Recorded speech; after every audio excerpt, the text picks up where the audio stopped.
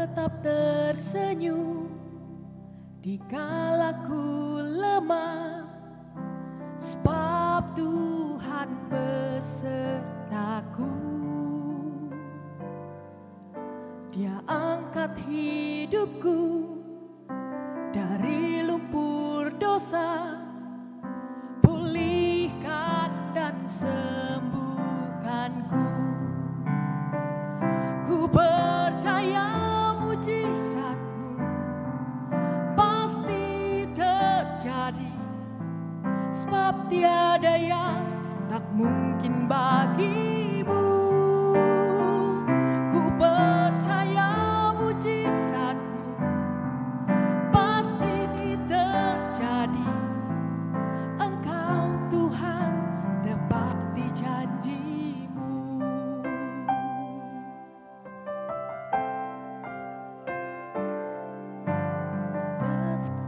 Tersenyum dikala ku lemah, sebab Tuhan besertaku. Dia angkat hidupku dari lumpur dosa, pulihkan dan sembuhkanku. Ku percaya mujizat-Mu pasti terjadi, sebab tiada yang tak mungkin bagi-Mu. Ku percaya mujizat-Mu pasti terjadi. Engkau Tuhan tepati janji-Mu.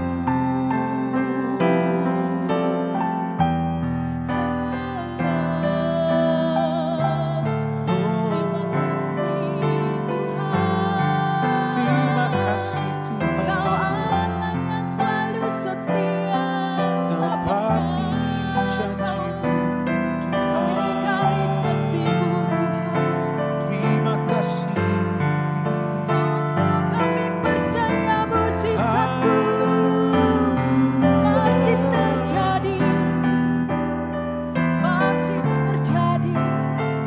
Selama-lamanya Tuhan.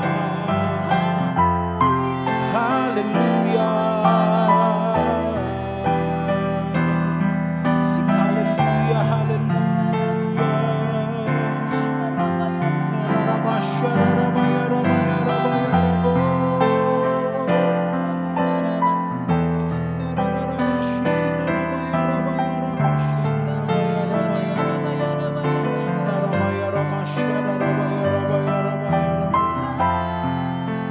Haleluya, haleluya.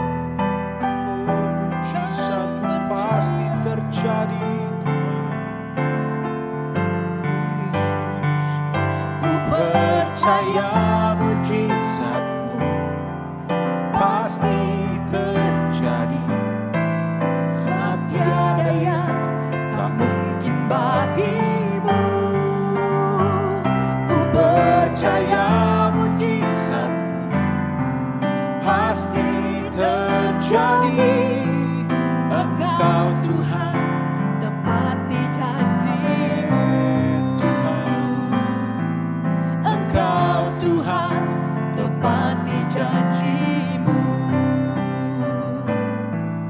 Engkau Tuhan tepati janji-Mu. Amin.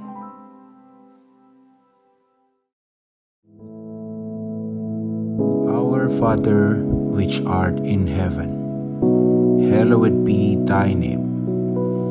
Thy kingdom come, thy will be done in earth as it is in heaven. Give us this day our daily bread, and forgive us our debts, as we forgive our debtors. And lead us not into temptation, but deliver us from evil. For thine is the kingdom, and the power, and the glory, forever. Amen.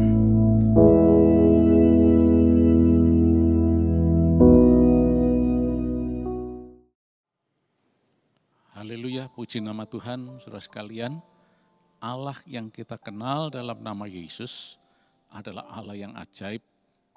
Dia Allah yang baik, dan Dia Allah yang sanggup melakukan segala perkara. Tidak ada yang mustahil bagi Dia. Dia di atas segala-galanya. Yesus adalah the conqueror. Dia pemenang, penakluk di atas segala-galanya.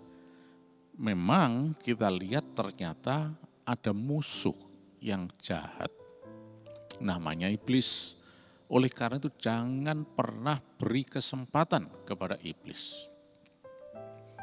Sebab ketika dia diberi kesempatan, maka dia akan menerobos dan memporak-porandakan, mengacak-acak kehidupan manusia, khususnya kehidupan kita. Nah, tapi mari saat ini kita fokuskan melihat bagaimana Allah itu, Allah yang luar biasa. Saudara dan saya mempercayai seorang Allah yang dahsyat, Allah yang maha sanggup. Nah, ini bisa kita lihat dalam sebuah peristiwa yang dicatat di dalam Kisah Para Rasul, pasal yang ke-12, kita baca ayat yang ke-5.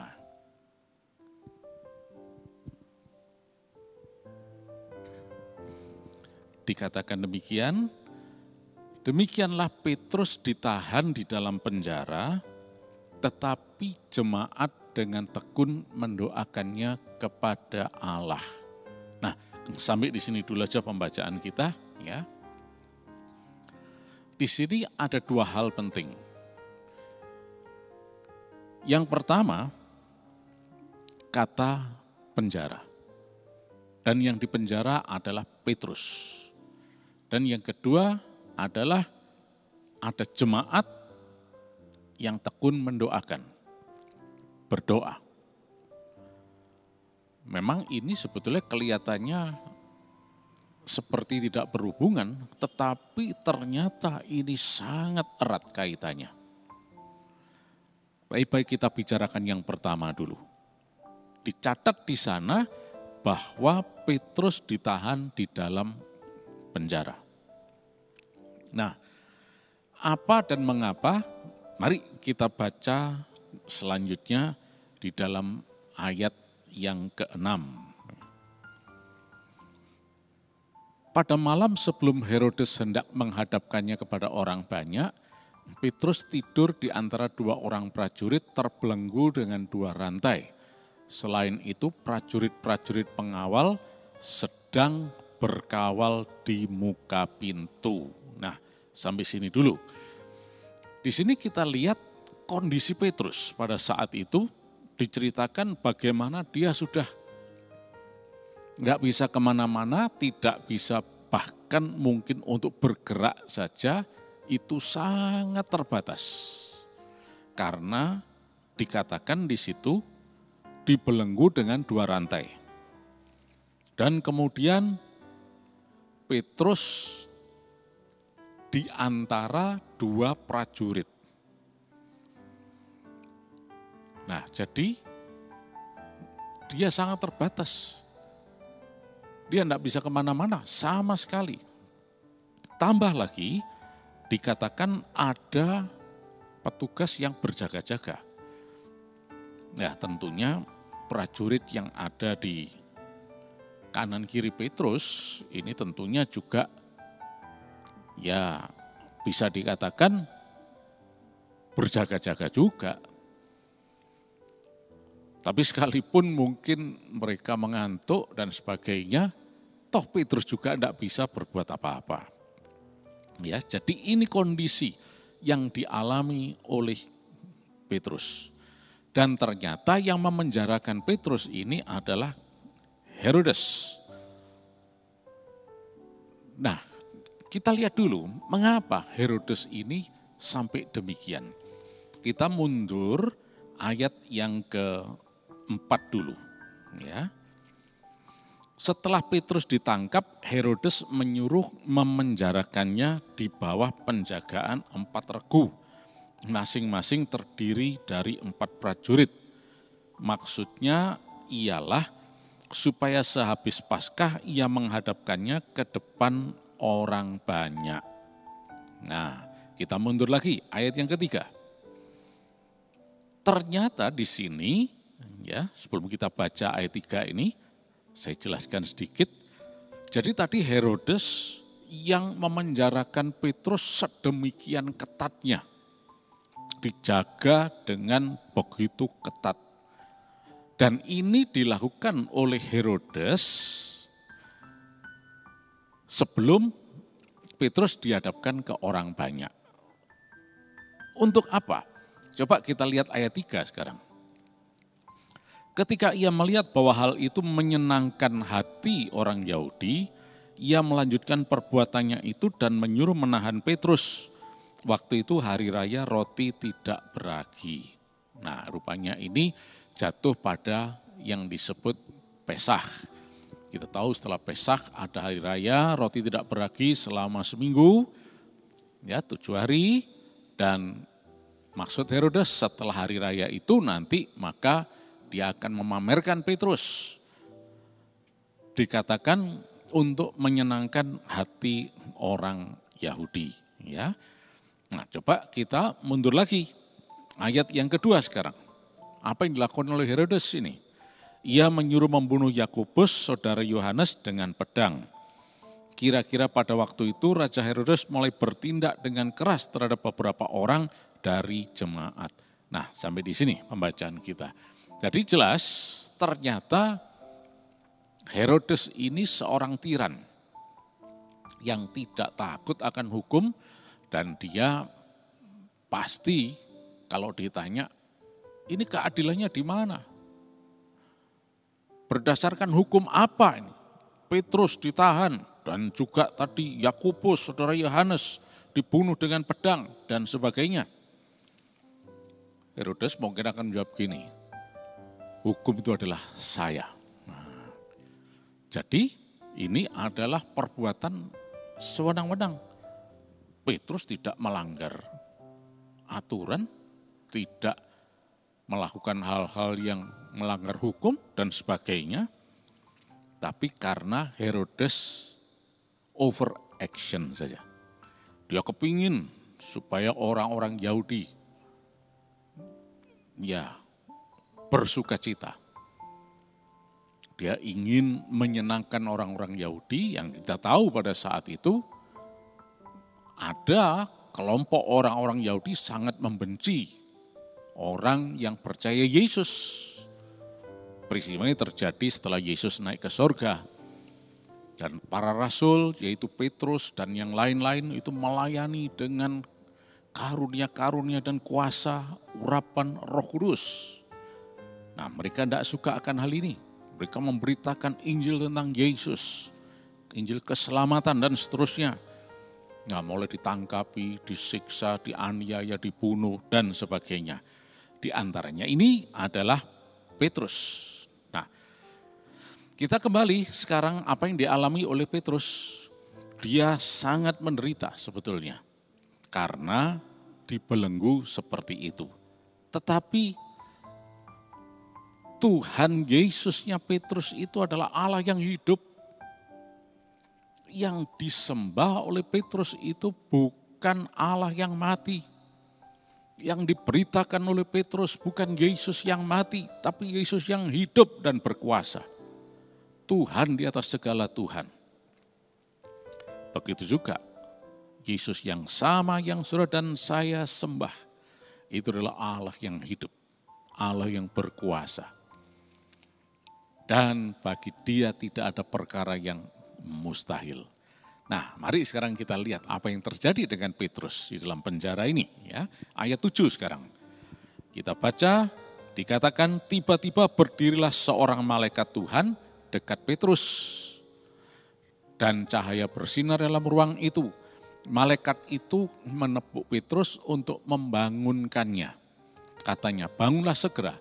Maka gugurlah rantai itu dari tangan Petrus. Lalu kata malaikat itu kepadanya, ikatlah pinggangmu dan kenakanlah sepatumu. Ia pun berbuat demikian. Lalu malaikat itu berkata kepadanya, kenakanlah jubahmu dan ikutlah aku. Nah, sampai di sini dulu pembacaan kita. Ingat, Petrus itu dibelenggu, 2 rantai yang membelenggu. Dan di kanan kirinya ada prajurit. Dan dia tidak bisa bergerak sebetulnya. Sulit untuk bisa bergerak, terbatas. Gerakannya terbatas. Dan tidak mungkin bisa melarikan diri. Tetapi luar biasa, datanglah utusan Allah, malaikat Tuhan, yang memberikan instruksi kepada Petrus, dan Petrus dalam ayat 9 selanjutnya dikatakan demikian. Lalu ia mengikuti malaikat itu keluar dan ia tidak tahu bahwa apa yang dilakukan malaikat itu sungguh-sungguh terjadi. Sangkanya ia melihat suatu penglihatan. Betul, ini sesuatu yang mustahil, ya. Bagaimana mungkin ini bisa terjadi? Ya. Malaikat itu mengatakan, ayo bangun, ikut aku. Dan rantai itu gugur. Dalam ayat 7 tadi dikatakan, lepas. Sehingga Petrus dengan leluasa bisa mengikat pinggangnya, mengenakan sepatunya, dan kemudian mengenakan jubahnya, dan kemudian berjalan mengikuti malaikat itu. Nah, secara logika, ini sesuatu yang mustahil. Bagaimana mungkin dalam kondisi terbelenggu, dirantai, tapi bisa bergerak, berjalan, mengikuti malaikat itu, dan sebagainya. Karena rantainya gugur. Itulah sebabnya Petrus, coba apa ini, mimpi, atau ini suatu penglihatan, atau bagaimana, ya. Tapi dia mengikuti terus. Nah, kita baca selanjutnya, ya. Ayat 10 sekarang. Setelah mereka melalui tempat kawal pertama dan tempat kawal kedua, sampailah mereka ke pintu gerbang besi yang menuju ke kota. Pintu itu terbuka dengan sendirinya bagi mereka. Sesudah tiba di luar, mereka berjalan sampai ke ujung jalan dan tiba-tiba malaikat itu meninggalkan dia. Nah, ayat 11 selanjutnya. Dan setelah sadar akan dirinya, Petrus berkata, sekarang taulah aku benar-benar bahwa Tuhan telah menyuruh malaikatnya dan menyelamatkan aku dari tangan Herodes dan dari segala sesuatu yang diharapkan orang Yahudi. Nah, sampai di sini dulu pembacaan kita. Jadi, saudara lihat, ini sesuatu yang sebetulnya secara logis akalia, secara logika itu mustahil. Bagaimana mungkin orang yang dibelenggu dengan rantai, dijaga begitu ketat, ternyata bisa lolos. Tanpa ada yang tahu, tanpa ada yang bisa menghalangi. Rantainya semua terlepas dan Petrus bebas. Memang secara manusia, Petrus sendiri juga terkejut akan hal ini. Wah, apa ini benar-benar atau tidak? Apakah ini hanya suatu penglihatan atau mimpi atau apapun? Tapi akhirnya dikatakan Petrus menjadi sadar dan dia kemudian ya tentunya bersyukur kepada Tuhan bahwa Tuhan telah menyelamatkan dia dari tangan Herodes dan dari segala sesuatu yang diharapkan orang Yahudi. Petrus bebas dari penjara itu secara supranatural. Nah, saudara sekalian, kita lihat di sini bahwa bagi Allah tidak ada perkara yang mustahil. Dia bisa melakukan apa saja. Dan tidak ada yang bisa menghalangi karya Tuhan. Ketika Tuhan bertindak, maka semuanya bisa terjadi. Apapun yang saudara hadapi saat ini, saudara punya Allah yang hidup. yang kita sembah dalam nama Yesus. Dia Maha Kuasa. Tidak ada perkara yang mustahil. Dan Allah tidak pernah menghendaki saudara di dalam belenggu. Terbelenggu dengan berbagai macam hal.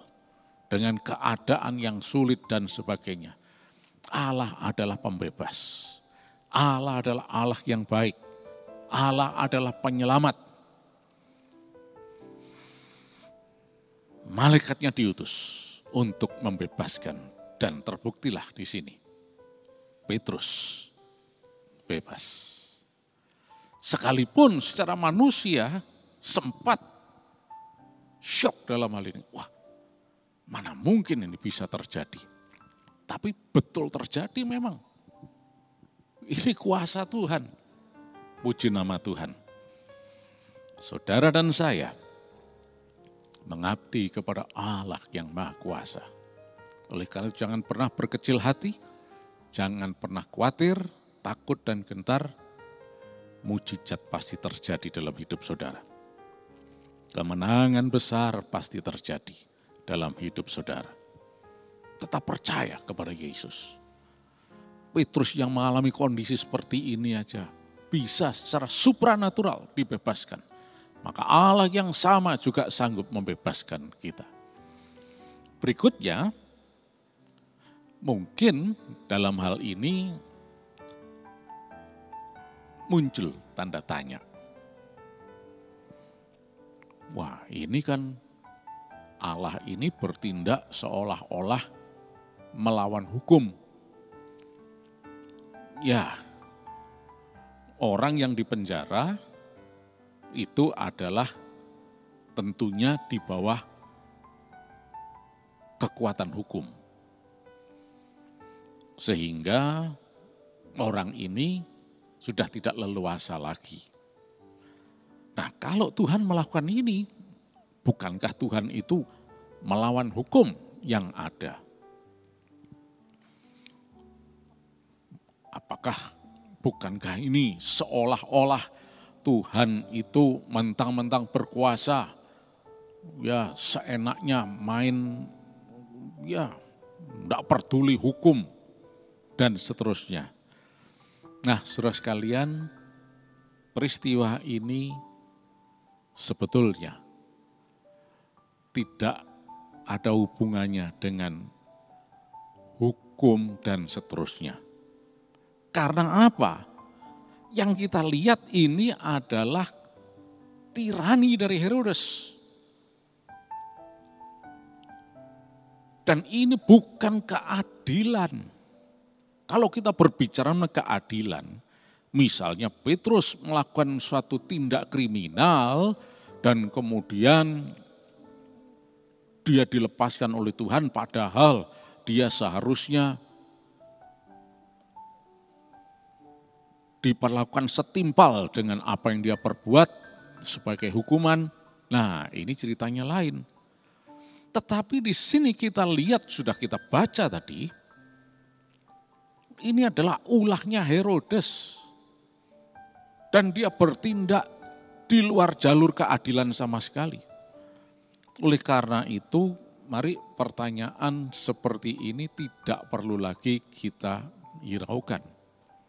Walaupun ini menyinggung-nyinggung masalah hukum, keadilan dan sebagainya, Allah adalah Allah di atas segala hukum. Dia adalah Allah yang maha adil.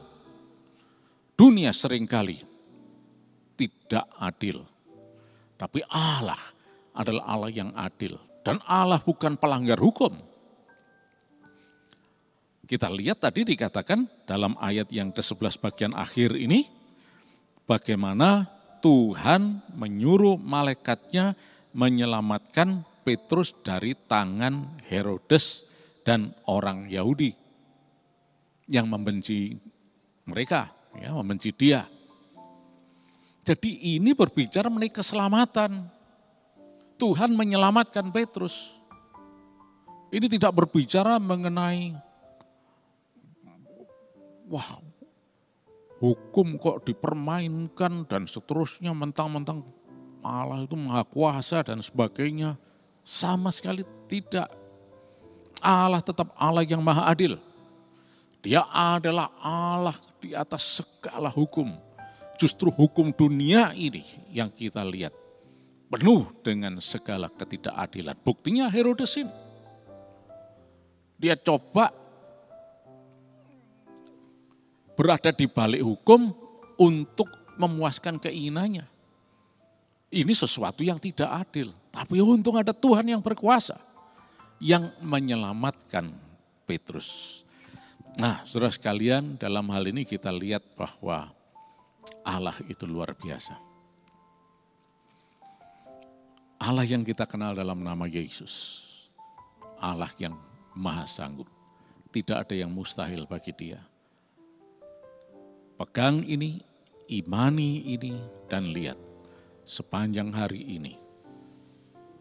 Allah yang penuh kasih, Allah yang baik akan terus-menerus menaungi kehidupan kita semua. Roh Kudus akan menuntun kita, mengurapi kita, dan membawa kepada hari depan yang penuh harapan. Haleluya. Terima kasih Yesus, Kau Allah yang baik untuk kami. Engkau mengetahui kondisi kami Tuhan. Kalau Petrus diselamatkan oleh kuasa-Mu, demikian juga kami semua Tuhan. Kami percaya ada jalan keluar, ada keselamatan, ada pertolongan. Dan kami lihat tangan Allah yang penuh kuasa bekerja secara istimewa. Terpujilah nama-Mu Yesus. Dan Tuhan, di dalam nama Yesus, sepanjang hari ini kami semua diberkati berkelimpahan. Kau buat berhasil Tuhan. Dan semua penghalang-penghalang berkat disingkirkan dalam nama Yesus. Kami terima berkat-Mu Tuhan. Dan kuasa darah Yesus melindungi kami semua. Tidak ada virus corona apapun yang bisa menyentuh kami. Kami semuanya sehat Tuhan. Terima kasih Tuhan. Dalam nama Yesus Kristus. Amin.